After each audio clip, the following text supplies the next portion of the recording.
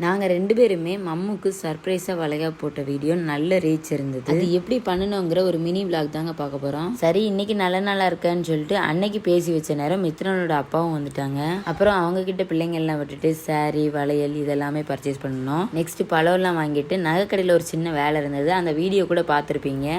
மித்ரனோட அப்பாவுக்கு நான் ஒரு செயின் பர்ச்சேஸ் பண்ணியிருந்தேன். அப்புறம் அதையும் அவங்களுக்கு போட்டு விட்டுட்டு நைட்டு டிஃபனை முடிச்சுட்டு காலையில் எழுந்துச்சு நாங்களும் ரெடியாக ஆரம்பிச்சிட்டோம். வாங்கி வச்ச திங்ஸ் எல்லாமே பத்திரமா எடுத்துட்டு அம்மும் வீட்டுக்கு நாங்களும் கிளம்பியாச்சு. நாங்கள் போனது அவளுக்கு சர்ப்ரைஸாக தான் கிளம்பி போனோம். அடுத்து அவளையும் பார்த்துட்டு டெக்கரேஷன் வேலையை பார்த்தாச்சுங்க. இப்படியே உட்காந்துருந்தா கிளம்ப முடியாதுன்னு சொல்லிட்டு குளிச்சுட்டு டெக்கரேட் பண்ணிட்டு இருந்தோம். எனக்கு வயிறு ரொம்ப பசிக்க ஆரம்பிச்சிருச்சு. மார்னிங் டிஃபனையும் முடிச்சுட்டு பிள்ளைங்களையும் கிளப்பி விட்டு நாங்கள் 3 பேருமே கிளம்பியாச்சு. அடுத்து நாங்கள் ரெடி பண்ணி வச்ச தட்டுப்புட்டு சாமானெல்லாம் எடுத்து வச்சாச்சு. நாங்கள் 7 தட்டு வச்சிருந்தோம். இதெல்லாம் எங்களுக்கு கொஞ்சம் பழக்கம் இல்லை. எங்களுக்கு நடந்ததை வச்சு நாங்கள் கொஞ்சம் கொஞ்சமாக ரெடி பண்ணிட்டு இருந்தோம். எங்களோட ஃப்ரெண்டோட ஆசையை நிறைவேற்றினதுல எங்களுக்கு ரொம்பவே ஹாப்பி. அவங்க அம்மா கிட்ட காட்டுவோன்னு வீடியோ கால் போட்டா இந்த பிள்ளை பொழு பொழுன்னு அழுதுருச்சு. சரி, இது சரிப்பட்டு வராதுன்னு அவளையும் அவங்க அம்மாவையும் சமாதானப்படுத்தி நாங்களும் ஃபங்க்ஷனை ஸ்டார்ட் பண்ணியாச்சு. கன்சீவா இருக்கும்போது நிறைய ஆசைகள் இருக்கும். அதை நீங்க கேட்டு தெரிஞ்சுக்க வேண்டாம். அவங்கள புரிஞ்சுக்கிட்டாலே போதும். உங்களோட ஒய்ஃபா இருக்கலாம், ஃப்ரெண்ட்ஸா இருக்கலாம், சிஸ்டரா இருக்கலாம், அவங்களோட ஆசையை நீங்க புரிஞ்சுக்கிட்டு கண்டிப்பா நிறைவேற்றுங்க. நாங்களுமே மம்முக்காக ஒன்னொன்னுமே பார்த்து ரெடி பண்ணணும். எதுவுமே ஃபெயிலியர் ஆயிடக்கூடாது அப்படின்றதுக்காக சாப்பாடுலாம் நாங்க தான் ப்ரிப்பேர் பண்ணியிருந்தோம். நாங்க இவ்வளோ சர்ப்ரைஸ் கொடுத்ததுல மம்மு ரொம்பவே ஹாப்பி ஆயிட்டா. நீங்களும் உங்களுக்கு பிடிச்சவங்களுக்கு இந்த மாதிரி சர்ப்ரைஸ் கொடுத்து பாருங்க.